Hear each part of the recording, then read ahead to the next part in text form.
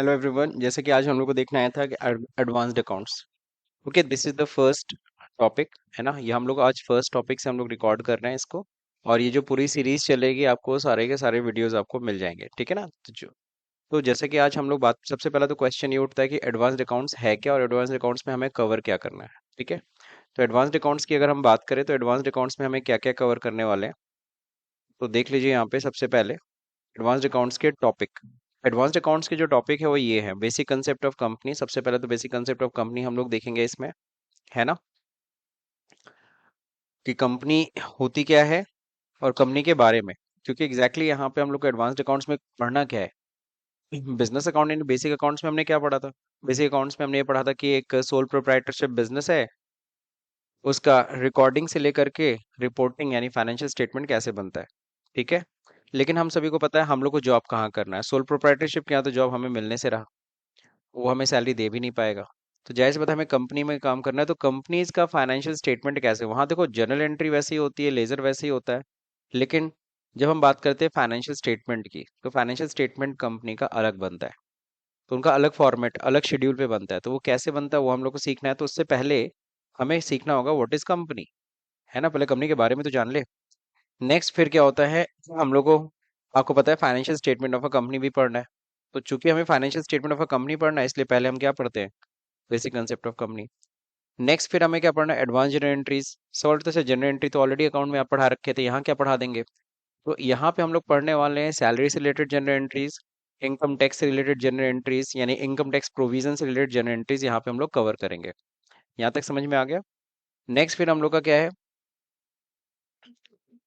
Account रिकंसलिएशन। जब रिकंसलिएशन की बात होती है तो बार बार हमें बैंक रिकंसलिएशन की याद आ जाती है। तो रियल में सिर्फ बैंक रिकंसलिएशन नहीं होता सर, और भी बहुत सारे रिकंसलिएशन होता है। एसेट रिकंसलिएशन होता है, डेट रिकंसलिएशन होता है, क्रेडिट रिकंसलिएशन होता है, ब्रांच रिकंसलिएशन होता है, जो आपको समय समय पे करना होगा जिस भी कंपनी में आप काम करेंगे। तो अगर कंपनी में काम कर रहे हैं, it's your responsibility to you know reconcile the debtor, creditor and branch, है ना। नेक्स्ट अब हम बात करेंगे क्या, कैश फ्लो स्टेटमेंट की। तो फाइनेंशियल स्टेटमेंट में आपको पता है एक सोल प्रोप्राइटरशिप ट्रेडिंग पीएल बनाता है, बैलेंस शीट बनाता है। लेकिन कंपनीज की बात बताएं तो वहां पे एक और स्टेटमेंट ऐड होगी, उसको हम बोलते हैं कैश फ्लो स्टेटमेंट। तो फाइनेंशियल रिपोर्ट में हमारा ट्रेडिंग, हमारा इनकम स्टेटमेंट आता है, बैलेंस शीट आता है, और एक और स्टेटमेंट ऐड होने वाला है, कैश फ्लो स्टेटमेंट। तो कैश फ्लो स्टेटमेंट भी हम लोग इसमें कवर करेंगे। नाउ नेक्स्ट हम लोग बात करें तो फाइनेंशियल स्टेटमेंट एनालिसिस है, यानी हम एनालाइजिंग की बात करेंगे। किसकी बात करेंगे, एनालाइजिंग की। हम लोग ने अकाउंटिंग में क्या पढ़ा था, accounting is an art of identifying, measuring, recording यानी जनरल एंट्री, क्लासिफाइंग यानी लेजर बनाना, ठीक है ना, समरी यानी कि balance sheet profit and loss account बनाना। और जो कि हम समरी यहाँ पे फिर से सीख रहे हैं कंपनीज का, और कैश फ्लो स्टेटमेंट उसमें ऐड करेंगे। फिर एनालाइजिंग करते हैं हम लोग किससे, फाइनेंशियल स्टेटमेंट एनालिसिस।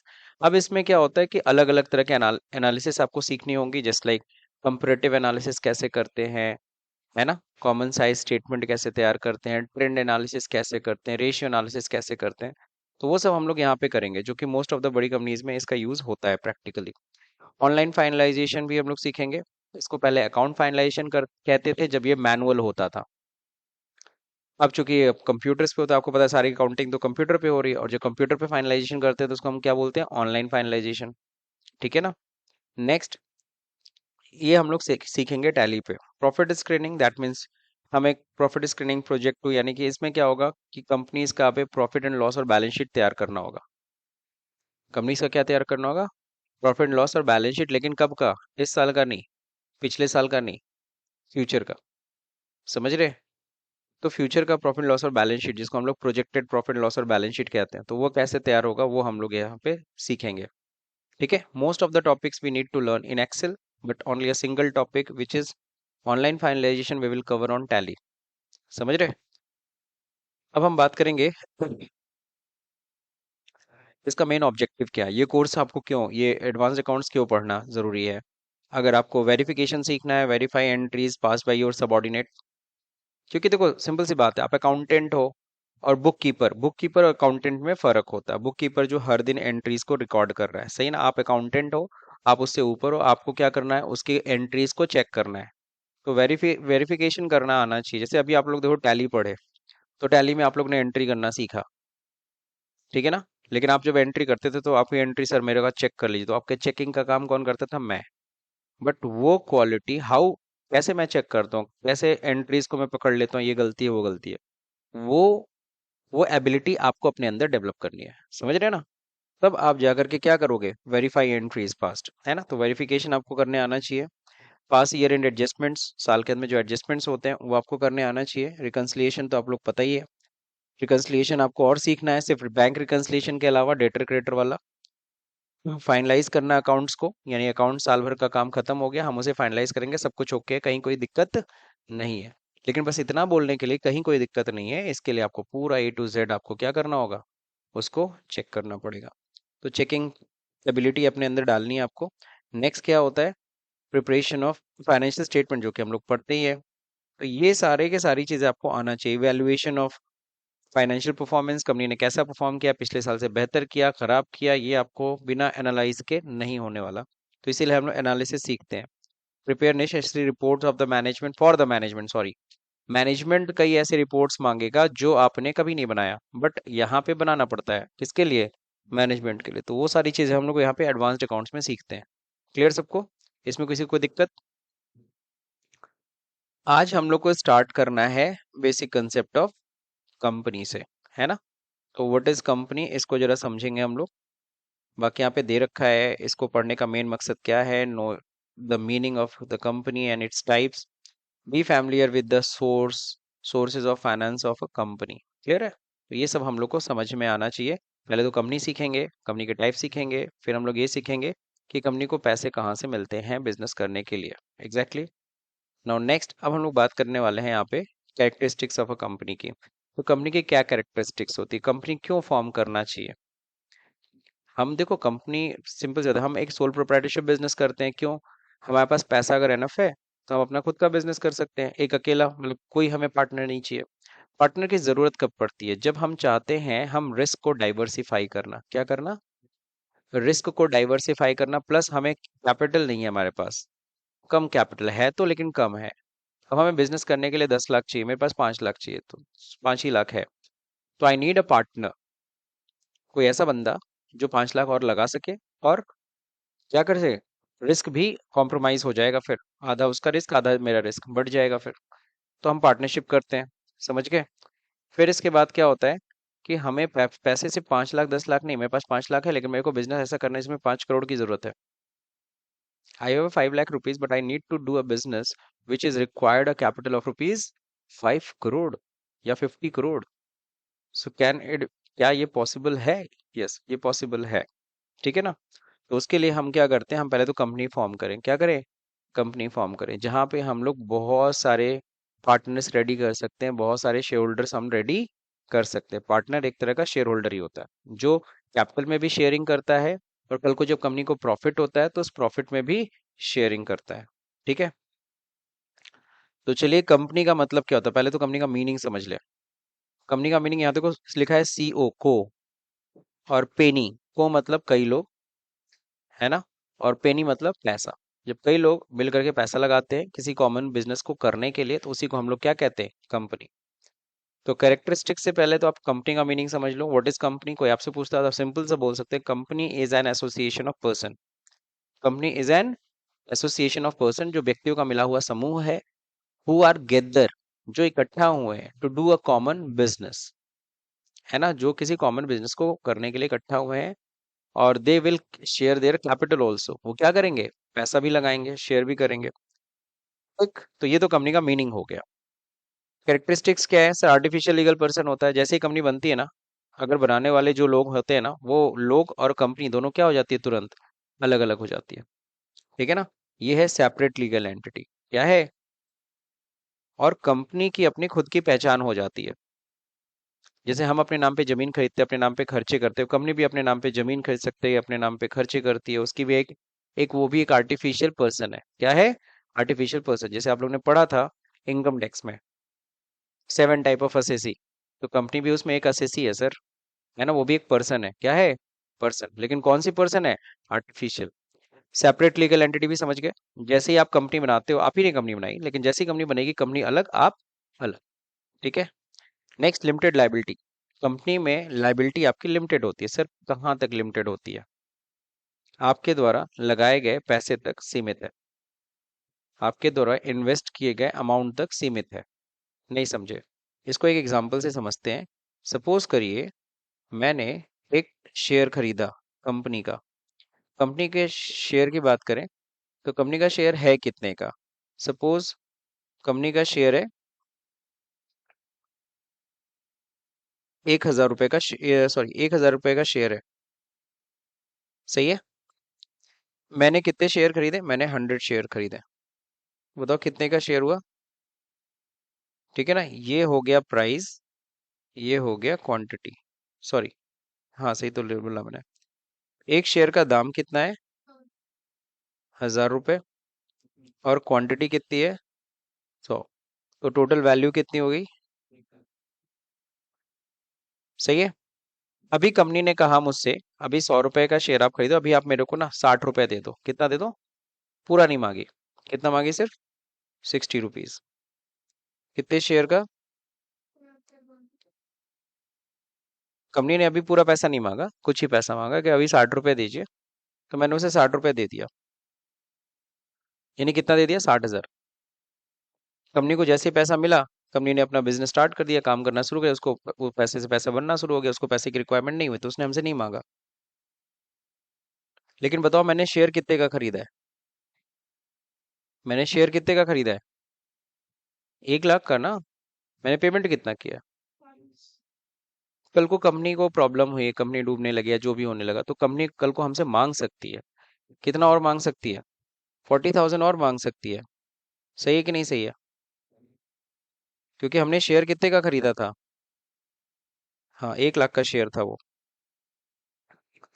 तो ये तो मैंने पेड कर दिया था, ये पेड हो गया, और ये क्या था? अनपेड था। तो जरूरत पड़ने पे कंपनी हमसे मांग सकती है ना। मेरी मैक्सिमम लाइबिलिटी कितनी होती है? और 40,000। कल को कंपनी डूब रही है तो मांग रही है कि नहीं यार, 40 लाख का नुकसान हो जाए, भर दो। हम क्यों भरे भाई?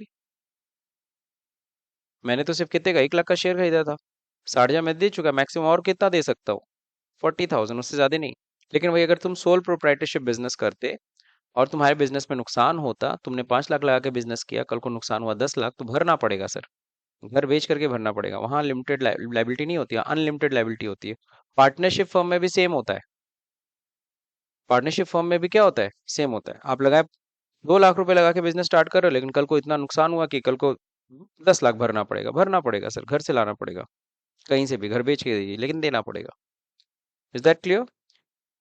तो कंपनी में ये फायदा होता है, लिमिटेड लाइबिलिटी होती है। फिर होता है परपेचुअल सक्सेशन। होता है perpetual succession is what? Company शाश्वत अमर है ना। कंपनी के सारे मेंबर्स क्यों ना मर जाएं, कंपनी नहीं मर सकती सर। कंपनी लॉ के द्वारा ही बनाई जाती है, कंपनी लॉ के द्वारा ही खत्म होगी। समझ गए? नेक्स्ट क्या होता है? Separation of ownership from the management.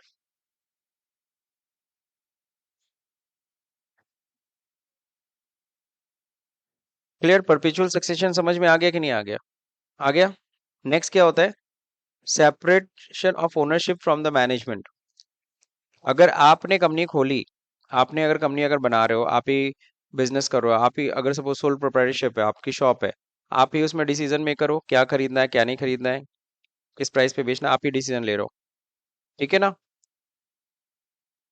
यानी आप ही ओनर भी हो, आप ही मैनेजमेंट भी हो। लेकिन कंपनी के केस में क्या होता है? मैनेजमेंट अलग हो जाता है, ओनर अलग हो जाते हैं। नेक्स्ट आगे बढ़ते हैं। तो कंपनीज में क्या होता है? ओनरशिप अलग होती है, मैनेजमेंट अलग होती है। आप सभी को होता है कंपनी में ओनरशिप किसको कहते हैं हम लोग? जो लोग शेयर होल्डर होते हैं, जो पैसा लगाते हैं। और मैनेजमेंट कौन होते हैं? डायरेक्टर्स। है ना, शेयर होल्डर भी डायरेक्टर हो सकते हैं, बट नॉर्मली क्या होता है? शेयर होल्डर डायरेक्टर्स को अपॉइंट करते हैं और उनसे वो अपना बिजनेस चलवाते हैं। सही है ना? नेक्स्ट आगे बढ़ते हैं हम लोग। कंपनी कितने तरह की होती है? Types of company 3। On the base of formation, on the base of liability, on the base of number of members. तो अगर हम बात करें on the base of formation, दो तरह की कंपनी होती है, स्टैट्यूटरी और रजिस्टर्ड कंपनी। स्टैट्यूटरी कंपनी जो पार्लियामेंट के एक्ट से बनाई जाती है, उसको हम लोग क्या बोलते हैं? स्टैट्यूटरी। जैसे security exchange board of India, IRDA. और इस तरह से अगर कोई भी अगर कंपनी बनाई गई है, किसके गाइडेंस में या किसके एक्ट के तहत? पार्लियामेंट के एक्ट के तहत, तो उसको हम बोलते हैं statutory company. Now what is registered company? Which is registered under company act 1956 या फिर 2013। हम सबको पता है कि हम लोग जो इस समय एक्ट जो चलता है कंपनी एक्ट का वो 2013 है, बट जो पुराना अर्लियर जो एक्ट था वो कौन सा था? 1956। तो जो भी पिछले यानी पिछले लॉ में रजिस्टर्ड हुए हों या फिर अभी जो 2013 आया उसमें रजिस्टर्ड हुए हैं उसको क्या बोलते हैं हम लोग? Registered company. सही है। तो ये तो डिपेंड है फॉर्मेशन यानी निर्माण के आधार पे कंपनी कितने तरीके की होती है। अब हम बात करेंगे on the base of liability. तो लाइबिलिटी के बेसिस पे तीन तरह की कंपनी होती है, limited by share, limited by guarantee और अनलिमिटेड कंपनी। तो अनलिमिटेड कंपनी अभी भी एग्जांपल देखे, पार्टनरशिप फर्म क्या अनलिमिटेड है, सोल प्रोप्राइटरशिप क्या अनलिमिटेड है। अब हम बात करेंगे किसकी? लिमिटेड बाय शेयर्स, है ना। जब आपकी कंपनी में, अभी हम लोग डिस्कस भी करते हैं, अगर आपकी कंपनी क्या है, शेयर्स में, कैपिटल को किस में डिवाइड कर रखा है? शेयर में, तो उसको हम बोलते हैं लिमिटेड बाय शेयर। जैसे एग्जांपल, आपको बिजनेस करना है और आपको बिजनेस में रिक्वायरमेंट है कितना? सपोज करो 10 लाख रुपए आपको बिजनेस में चाहिए। कितना चाहिए? 10 लाख। अब आपको कितना लगता है ये 10 लाख आपको बिजनेस करने के लिए चाहिए? आपको क्या लगता है एक बंदा आपको कितना पैसा दे सकता है? आपकी कंपनी के नाम पे या आपके नाम पे 100 रुपए दे सकता है। तो आपने क्या किया, इस 1 लाख, इस 10 लाख को डिवाइड कर दिया कितने से? 100 से। यानी कि 10,000 क्या हो गए? शेयर। और एट एक शेयर का दाम कितना है? 10 रुपीज, सॉरी 100 रुपीज। क्लियर है।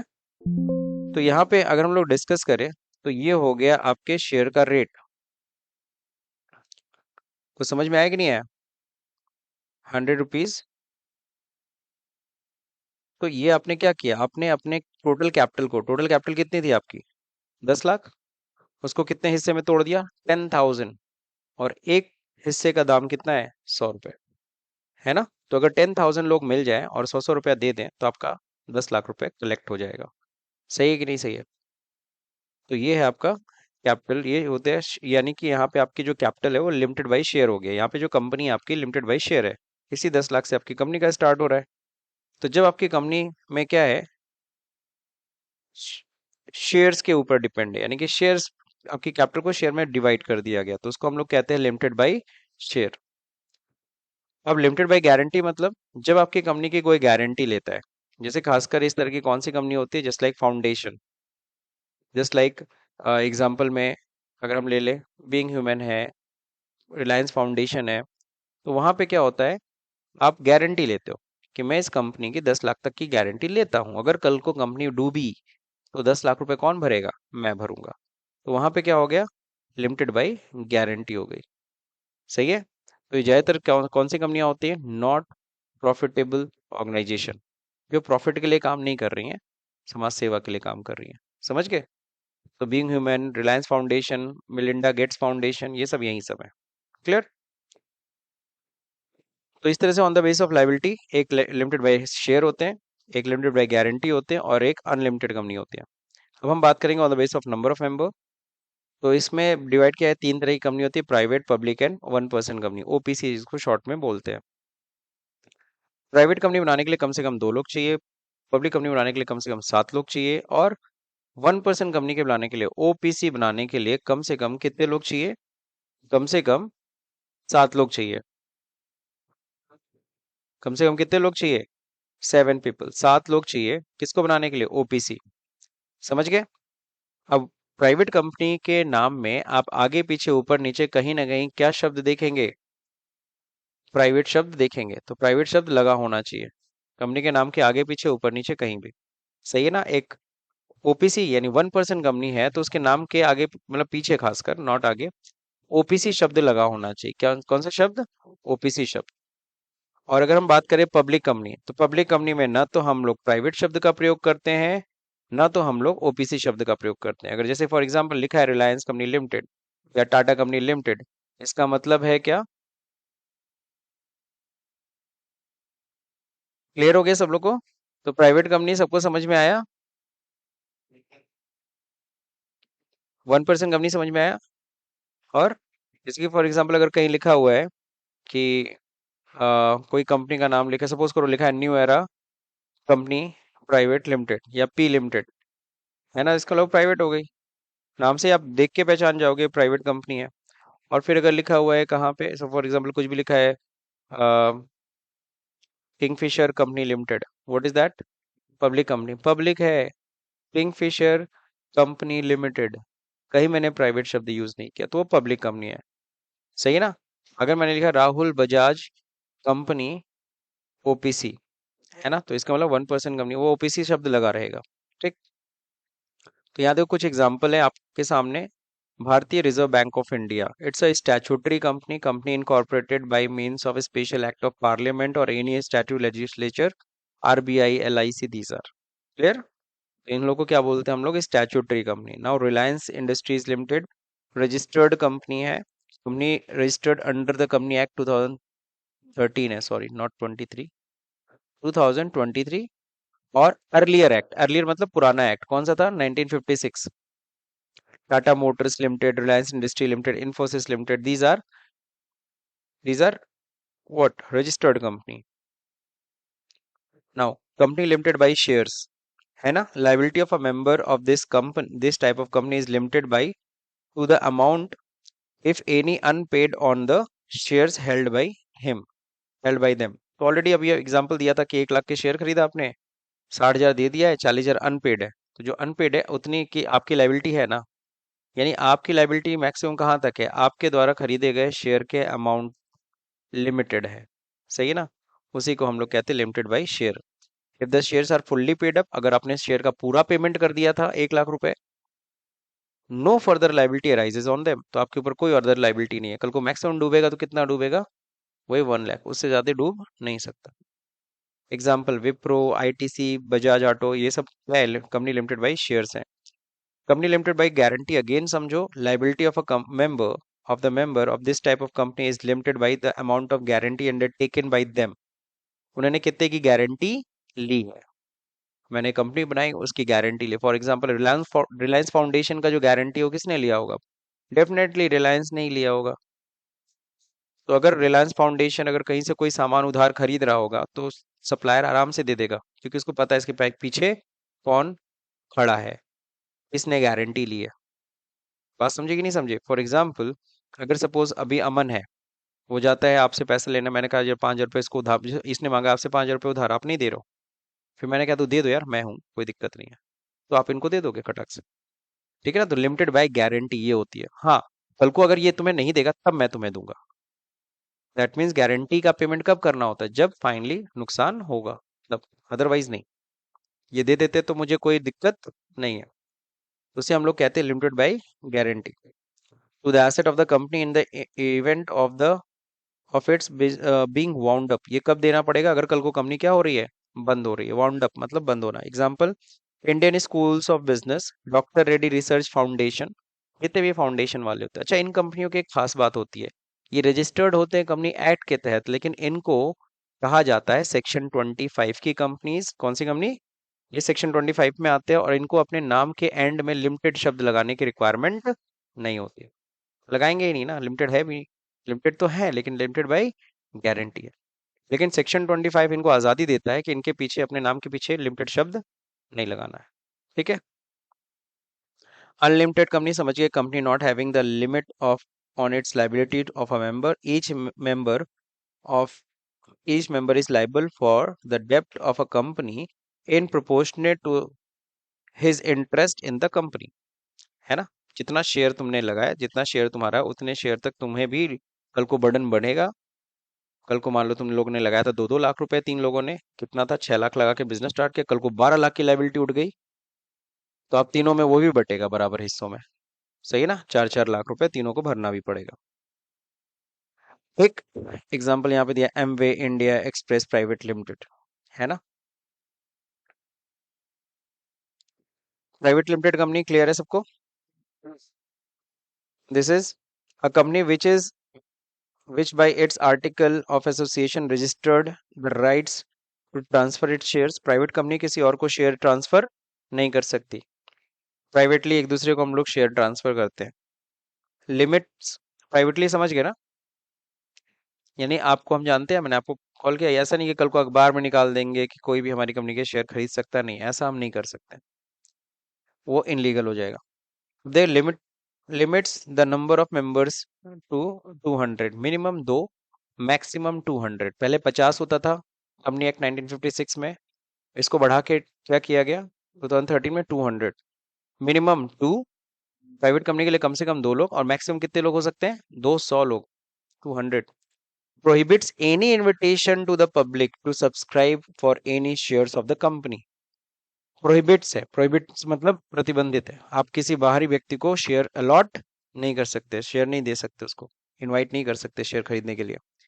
There should be at least 2% to form the private company, required to add the word private limited (PVT limited) at the end of its name. Example: Google India Private Limited, Oberoi Hotels Private Limited, okay? Adobe System India Private Limited. Clear? Public company सब लोग देख लिया, public company समझ गए। At least कितने लोग चाहिए होते हैं इसको स्टार्ट करने के लिए? 7%।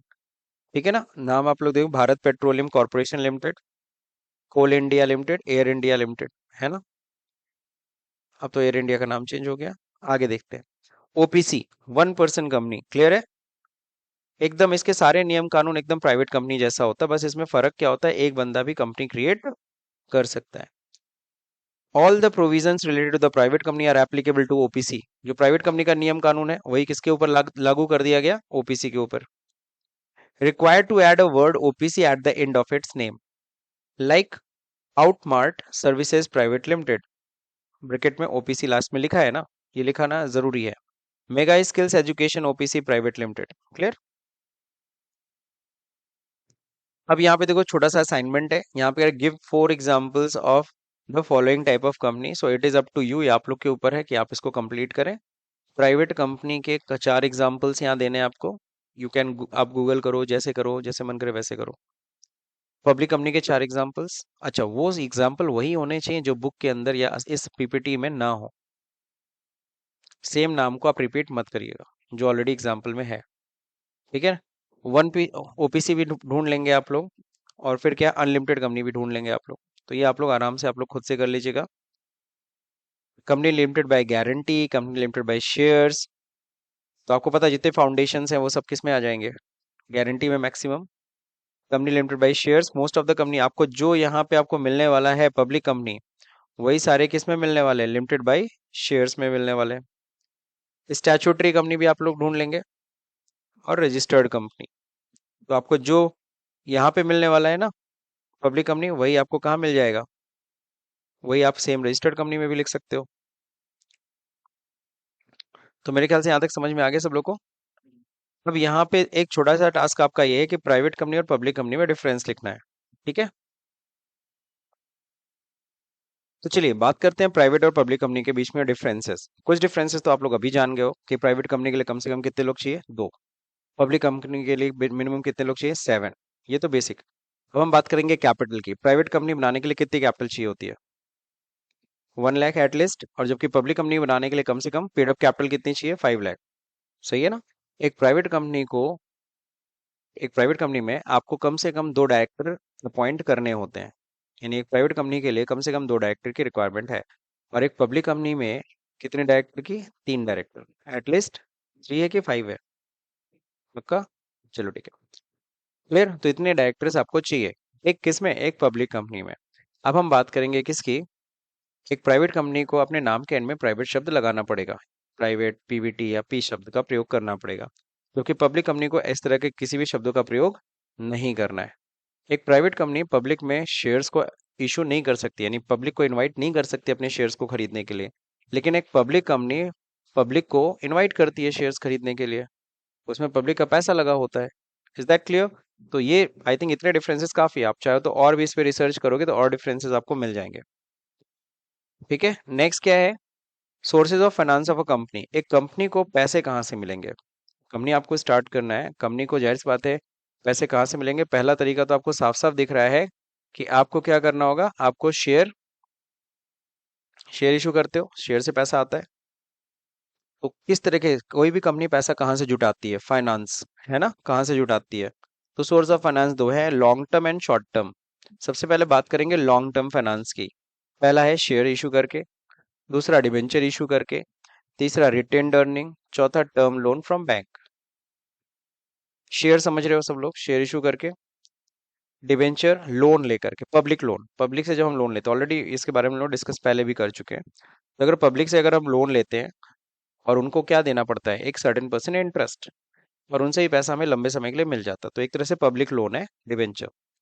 नेक्स्ट रिटेन्ड अर्निंग, मतलब अपने रिजर्व, रिजर्व का जो पैसा है, क्योंकि कोई भी कंपनी जब प्रॉफिट कमाती है पूरा प्रॉफिट नहीं खा जाती है, उस प्रॉफिट का कुछ पोर्शन क्या करती है, अगर कोई ग्रोइंग इंडस्ट्री होती है तो ज्यादातर रिजर्व करने में भरोसा करती है, ज्यादा रिजर्व करती है फॉर द ग्रोथ, ताकि कंपनी का हम क्या करेंगे, एक्सपेंशन करना है हमें, उसमें पैसे चाहिए होंगे, तो प्रॉफिट कम खाते हैं और लगाते ज्यादा है। जबकि जब कंपनी पूरा, अगर आपका पूरा कंपनी फैल चुकी है, पूरा आप इंडिया क्या पूरे वर्ल्ड में आप फैल चुके हो, आपको जितना ब्रांचेस खोलना था सब, तो ऐसी कंपनियां फिर रिजर्व कम करती हैं और खाती जाते हैं। Is that clear? That means उन्हें वो पैसा फिर आगे रिजर्व ज्यादा नहीं करना, उनका कोई खास कुछ नहीं होता, क्योंकि उन्होंने ऑलरेडी जितना भी उन्हें एक्सपेंशन करना था उन्होंने क्या किया है, कर लिया है। ठीक है। Next, term loan from bank. Term loan मतलब जब भी टर्म लोन शब्द यूज होता है तो आगे अपने दिमाग से लगा लेना लॉन्ग, यानी long term loan. Term loan का मतलब यहाँ पे किससे, लॉन्ग टर्म लोन। तो हम बैंकों से भी लॉन्ग टर्म लोन लेते हैं और फिर उसको ईएमआई के रूप में धीरे धीरे हम क्या करते हैं, उसको चुकाते हैं। क्लियर सबको? नाउ नेक्स्ट होता है short term. Short term finance भी कई बार लेते हैं। शॉर्ट टर्म फाइनेंस कहाँ से आता है, ट्रेड क्रेडिट। ट्रेड क्रेडिट मतलब आपसे हम गुड्स खरीद रहे हैं, आपसे हमने उधार में परचेज किया, अगर क्रेडिट पे परचेज किया तो उसे हम लोग क्या कहेंगे, वो है ट्रेड क्रेडिट, अगर आपसे उधार हम लोग ले रहे हैं तो। नेक्स्ट देखिए, यहाँ पे ट्रेड क्रेडिट समझ गए ना। नेक्स्ट हम लोग बात करेंगे लोन फ्रॉम बैंक, और भी कई तरह के बैंक लोन प्रोवाइड करता है। तो long term source of finance यहाँ दिया हुआ है, ठीक है ना, ये सब लोग समझ गए, शेयर सब लोग समझ गए ना, इसमें कोई दिक्कत? अगर कंपनी को पैसे चाहिए, सपोज करो 10 लाख, उसने उसको लगता है कि एक बंदा कितना दे सकता है, 10 रुपए, तो 1 लाख शेयर्स बटा 10 रुपए के वो हो गए। सही ना? एक फिल्म देखी थी आपने, खिलाड़ियों का खिलाड़ी, देखा था? उसमें क्या, थोड़ा सा, तो उस मूवी में क्या होता है, उसमें क्या होता है, जो लड़की का बाप होता है कादर खान, तो वो कहता है, हाँ, तो वो कहता क्या है कि शादी के दिन अगर तुम 1 लाख रुपए लेके आओगे तो शादी हम करा देंगे। Is that clear? ऐसा कुछ, ऐसा, हाँ, अक्षय कुमार रहता है। बहुत अच्छा आपने जवाब दिया सर, इतना अच्छा ज्ञान आपको है। ओके, तो अब ऐसा कुछ स्टोरी था उसमें, तो आई थिंक वो पहले एक बकरी बेचने की कोशिश करता है, बोलने वाली बकरी। अप्रैल के बाद क्या आता है, मई, है ना, जून के पहले क्या आता है, मई, है ना, वही वाला। लेकिन वो पकड़ा जाता है फाइनली। तब उसको क्या होता है, उसको देखता है, एक जगह जाता है, वो देखता है कि अब तो इकट्ठा नहीं कर पाएंगे, तब तो एक शादी में जाता है, देखता है वहां पे एक बंदा शादी में खाने होने के बाद एक लिफाफा देता है। तब उसको दिमाग में आता है लिफाफा। Is that clear? तो देखता है लिफाफे में लोग भाई नॉर्मली कितना देगा, 100 रुपए तो देगा ना एटलीस्ट। तो वो क्या करता है, वो देखता है भाई हमको चाहिए कितना, हमें चाहिए 1 लाख रुपए। कितना चाहिए, 1 लाख रुपए। 1 लाख इकट्ठा करना है, एक बंदा 100 रुपए तो न्योता देगा ना। तो वो तुरंत यही काम किया, क्या किया उसने, 1 लाख को डिवाइड किया कितने से, 100 रुपए से। क्या हो गया, फॉर्मूला गलत हो गया क्या मेरा, सॉरी।